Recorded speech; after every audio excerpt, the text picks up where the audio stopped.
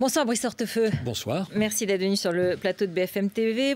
Vous n'êtes pas beaucoup exprimé ces derniers jours, donc c'est important de vous écouter. Vous êtes l'ancien ministre de l'Intérieur. On parlera de la manifestation des partisans, des adversaires du mariage pour tous. Et puis vous êtes président de l'association des amis de Nicolas Sarkozy. Nicolas Sarkozy qui s'est exprimé aujourd'hui sur Facebook, sur sa page Facebook. Pourquoi il n'est pas allé à la télévision? Pourquoi il n'a pas fait une interview? Qu'est-ce qu'il voulait dire? J'ai suffisamment entendu au cours de ces dernières heures que c'était injusticiable comme les autres. Je mériterais d'ailleurs une discussion là-dessus, mais pourquoi? Surtout ça n'est pas le cas. La notoriété fait que c'est un peu différent, mais c'est pas ça le sujet.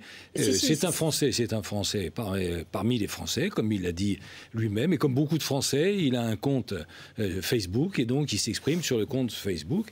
Et je trouve d'ailleurs que son expression est à la fois simple, sobre et humaine. Et beaucoup moins violente et radicale que celle de certains de ses amis les premiers jours, comme s'il avait voulu un peu rectifier le tir parce qu'il a peut-être pensé que c'était un peu trop dur de s'attaquer directement au juge gentil. Il y a une deuxième, effectivement, réalité qui est apparue au cours de ces heures, c'est qu'il y a eu un gigantesque mouvement de solidarité, de soutien. Vous évoquiez ce que j'avais écrit il y a quelques jours, dès le début de cette affaire triste, sur le site de l'association des amis de Nicolas Sarkozy, .fr. Vous ne pouvez pas imaginer le nombre de messages que l'on reçoit et que lui-même d'ailleurs reçoit. Et il y a donc eu autour de lui un élan de solidarité, un élan de soutien face à une décision qui est une décision incompréhensible et ubuesque. Il faut bien comprendre. Ce n'est pas l'institution judiciaire que l'on met en cause. Absolument pas. Ce n'est pas ça le sujet. C'est une décision que je trouve personnellement incompréhensible et ubuesque. Alors, la première partie de la stratégie, c'était de décrédibiliser le juge, de dire qu'il a signé un appel qui était anti-sarkozyste alors que il appelait à dénoncer la diminution des moyens de la justice. Oui, non, attendez. Là, vous présentez les choses, vous choisissez des extraits. Là, donc, il faut aller jusqu'au bout des choses. Non, c'était une remise en cause et une attaque très directe contre la politique qui a été menée par Jacques Chirac et Nicolas Sarkozy, et surtout d'ailleurs par Nicolas Sarkozy. Et effectivement, on ne peut pas faire comme si tout ça n'existait pas. Il y a un concours de circonstances et de calendrier très curieux.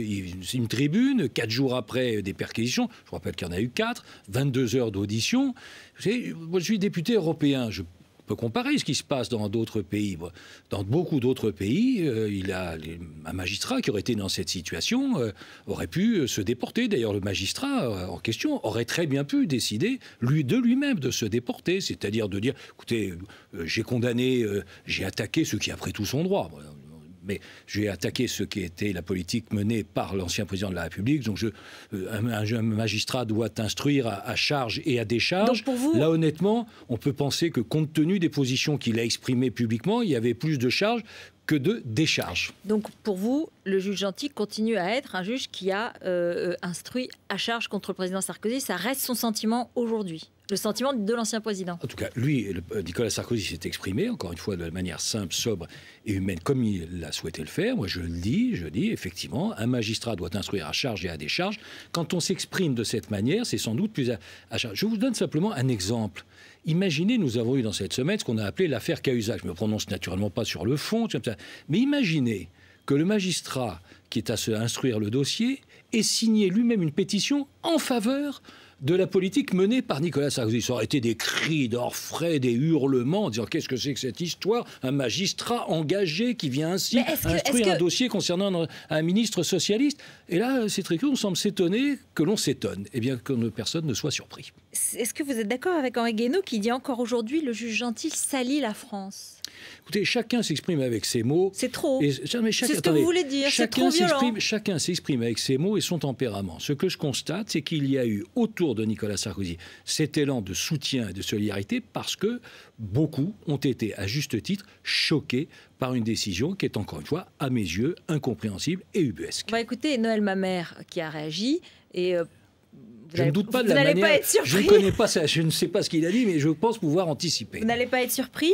Il est surpris que Nicolas Sarkozy soit autant en colère contre la justice de son pays. On l'écoute. Il a passé 5 ans à essayer de bloquer la justice, à empêcher que la vérité ne surgisse dans ce qu'on appelait l'affaire Woerth-Bettencourt et dans d'autres affaires.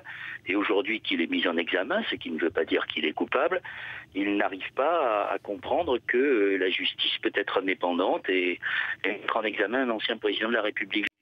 Bah, écoutez, ce qui est invraisemblable, ce que dit Noël Mamère, quand vous êtes accusé à tort, lorsque l'on met en cause votre intégrité, lorsque l'on met en cause votre honnêteté, il est quand même normal, j'allais dire naturel, j'allais dire encore plus sain que l'on soit mécontent. Bien sûr, Nicolas Sarkozy a été choqué de cette décision, bien sûr. Il a menacé en quelque sorte le juge en disant ça n'est pas terminé dans l'entretien de fin d'audition. C'est ce qu'il a compris, le juge, apparemment. D'abord, je ne sais pas ce qu'il a dit. Écoutez, ce juge est décidément bien curieux. Puisqu'il prend un avocat, c'est assez rare, honnêtement. Ça peut-être déjà produit, mais en tout cas, je ne l'ai pas en souvenir. C'est une situation assez originale. Nicolas Sarkozy, qu'est-ce qu'il pense? Je ne sais pas ce qu'il a dit, par définition. Qu'est-ce qu'il pense? D'ailleurs, par définition, c'est assez curieux, parce que d'habitude, on a les PV des auditions qui sont dans les 24 heures dans la presse. Souvenez-vous, la dernière audition, moins de 24 heures après. Alors qu'il n'y avait que les magistrats qui avaient donc il y a eu cet échange. C'était dans la presse. Qu'est-ce qu'il voulait dire, Nicolas Sarkozy, quand il dit c'est pas terminé? Qu'il allait demander à son avocat, j'imagine, qu'il allait demander à son avocat d'utiliser tous les moyens de recours pour que la vérité triomphe. Il ne faut pas faire de cette affaire une affaire personnelle, dit justement l'avocat du juge Gentil. Il y a une hystérie médiatique qui vise à faire de cette affaire-là un duel. Est-ce que l'ancien président Sarkozy s'est rendu compte quand même que, sans prendre à la justice, alors que quand il était président, bon, il a traité les juges de petits pois, sans saveur, où ils avaient le sentiment d'être agressés par lui, il fallait peut-être arrêter, parce que les Français considèrent que tout le monde doit être jugé de la même façon. Absolument, mais c'est pour ça que Nicolas Sarkozy ne s'en prend absolument pas à l'institution judiciaire. Il veut simplement que la vérité triomphe, que la vérité apparaisse, que son intégrité et sa probité soient ainsi démontrées. C'est ça l'objectif. Après sa colère de jeudi soir, de vendredi, comment est-il aujourd'hui? Il a été naturellement choqué, il a été surpris, mais il est extrêmement déterminé et je dois dire combatif, mais combatif au bon sens du terme. Encore une fois, c'est parce qu'il souhaite que la vérité apparaisse. Il est mis en cause d'un truc invraisemblable. Vous imaginez un candidat à la présidence de la République aller voir une vieille dame pour lui extorter, bien sûr, pour lui extorter. On l'a beaucoup entendu en 24 heures. Oui, mais parce que c'est la vérité. Vous voyez, vous-même, vous souriez. Ça oui, vous paraît parce que c'est un élément de langage. Non, mais d'accord. Non, c'est pas un élément de langage, c'est ce que tout le monde pense. Vous imaginez, naturellement, tout ceci était encore une fois ubuesque. Et donc, voilà, ce qu'il souhaite, c'est après avoir été légitimement choqué par une décision que je considère incompréhensible et ubuesque, qu'il entend être combatif au bon sens du terme, pas contre une institution, mais pour que la vérité apparaisse tout simplement. On a l'impression vous savez, c'est le principe, vous savez, la formule de Nietzsche est toujours la bonne, c'est ce qui ne tue pas rend plus fort. Justement. On a l'impression que ça lui donne envie, plus que jamais, de revenir, de reparler de politique, de se battre, de défendre ses idées, de réapparaître. Et en plus, vous dites, un élan de sympathie important autour de lui. Ça, c'est un encouragement à revenir. Oui, d'abord, cet élan de sympathie et de soutien n'est pas récent. On peut se fier qu'aux enquêtes d'opinion que vous-même, d'ailleurs, diffusez très régulièrement. Il y a eu 1, 2, 3, 4, 5, 7, 8 enquêtes au cours de ces dernières semaines. Donc il a envie de revenir, ça peut lui donner envie de revenir. Les Français considèrent qu'il est plus efficace, qu'il serait plus efficace que François Hollande, ce qui ne me surprend pas, mais que les Français aujourd'hui le partagent, qui aujourd'hui d'ailleurs il est beaucoup plus crédible, populaire. On dit que si le scrutin avait lieu, vous avez vu, c'est une enquête, je ne sais plus laquelle, mais enfin, il ne faut pas y apporter plus d'attention que cela, mais néanmoins, il faut en prendre compte. Tout ceci, il le perçoit comme des messages d'affection, mais aujourd'hui, soyez-en bien certains, il n'y a pas de préoccupation politique chez lui. Il n'a pas envie de revenir très très vite. Il n'y a pas de préoccupation politique. On dit que ça lui donne une envie décuplée, que c'est ça qui est son moteur. Mais si vous voulez me faire dire que par tempérament, il n'est pas du genre à rester les bras ballants face à l'adversité et face à une forme n'ayons pas peur, de calomnie dans son esprit.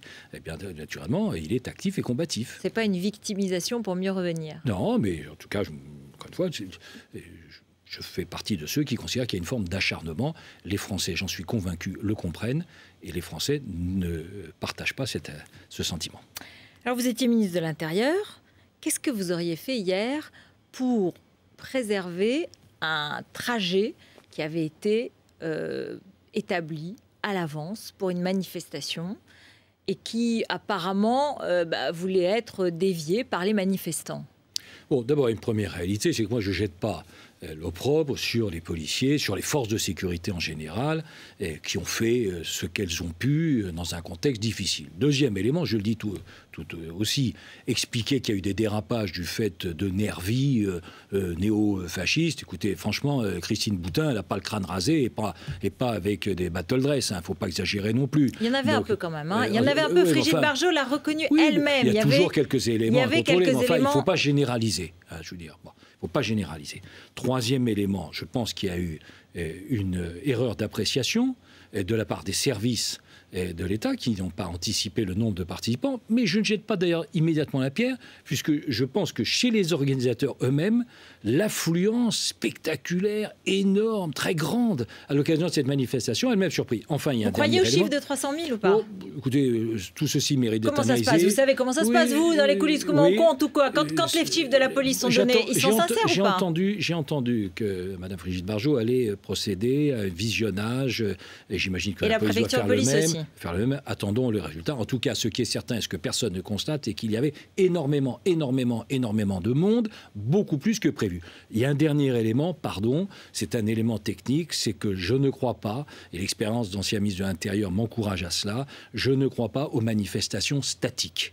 Parce que c'était ça le problème, c'est qu'il n'y avait pas en réalité de possibilité d'écoulement. Et quand vous demandez aux gens de rester finalement, je caricature un peu, immobiles, sans bouger, à un moment donné, il y a des débordements. Alors il y a certainement des explications à cela, mais je pense que c'est ce faisceau-là qui a entraîné quelques, malheureusement, dérapages. Est-ce qu'il faut que le préfet de police démissionne? Est-ce qu'il faut que le ministre de l'Intérieur démissionne? On a entendu ces demandes aujourd'hui.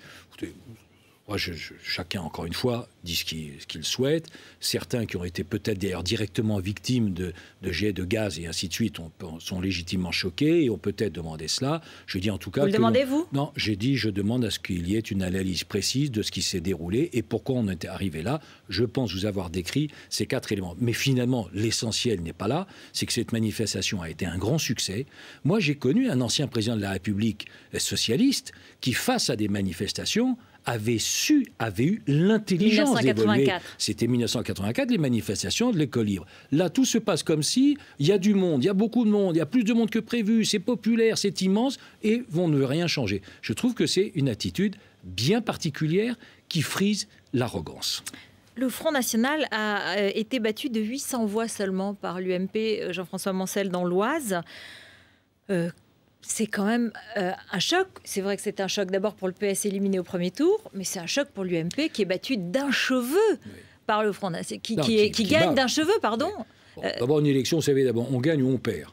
Donc la question, qui a gagné? C'est le candidat de l'UMP. Première réflexion, bien. Deuxième réflexion, c'est la fin de la tarte à la crème. Parce qu'il y a une tarte à la crème, les électeurs de l'UMP voleraient au Front National. Non, là, en l'occurrence, on est les électeurs de gauche. Parce que les électeurs UMP, ils ont voté pour le candidat UMP. Donc il faut un peu de modestie, un peu d'humilité chez les responsables socialistes sur ce sujet. Troisième élément, j'observe que la responsable socialiste locale n'a absolument pas appelé à faire barrage. Donc il faut là aussi que chacun s'en souvienne bien et que surtout que les responsables socialistes balayent soigneusement, méticuleusement devant leur porte face à ce scrutin. Nicolas Sarkozy va s'exprimer bientôt ?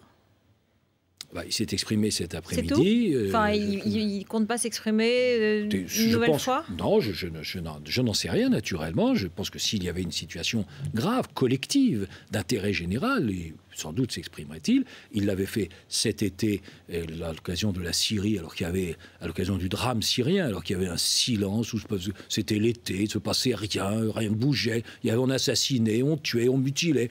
Silence radio. C'est vrai que là, il avait décidé d'intervenir. Je pense que s'il intervient, c'est sur des sujets d'intérêt collectif et général. C'est possible encore. Je n'en sais rien, ça dépendra de la situation. On a vraiment eu l'impression quand même, pour revenir au communiqué d'aujourd'hui, enfin la phrase de Facebook, quand il dit « je réclame aucun traitement particulier », etc., que peut-être certains sont allés trop loin dans la communication contre les juges. C'est pas s'il n'y a pas eu une manière de réemballer ça aujourd'hui, de refaire ça. Non, mais écoutez, chacun, encore une fois, s'est exprimé avec ce qu'il pensait. Vous voulez me faire dire qu'Henri Guénaud est allé trop loin. Henri Guénaud a exprimé... Ou d'autres. Henri Guénaud et d'autres ont exprimé avec leurs mots leur indignation. Leur indignation, c'est cela. Ils étaient indignés. Vous voyez, ils s'expriment... Donc le président veut montrer aujourd'hui plus de modération. Non. Encore une fois, c'est très simple. Ce n'est pas l'institution judiciaire qui est remise en cause, c'est la décision qui a été prise. Merci Brice Hortefeux d'être venu sur le plateau de BFM TV. Restez avec nous. Tout de suite, c'est le 20h, bien sûr, d'Alain Marchal.